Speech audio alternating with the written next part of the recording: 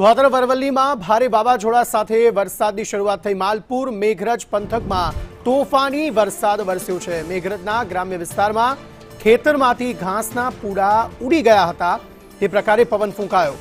માલપુર બગીચા સોસાયટીમાં પાણી ભરાઈ ગયું તેટલો વરસાદ અહીં વરસ્યો છે। સુનોખ મણિપુર કંપામાં કરા સાથે વરસાદ વરસ્યો છે, જ્યારે ટિન્ટોઈ પંથકમાં પણ ભારે વાવાઝોડા સાથે વરસાદનું આગમન થયું છે।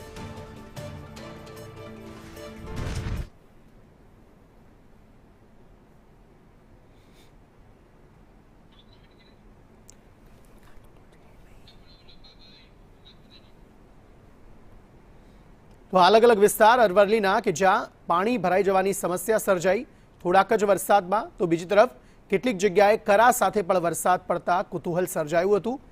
અહીંયા વરસાદ પડતા વાતાવરણ ખુશનુમા બન્યું છે, વાતાવરણમાં ઠંડક પ્રસરી છે।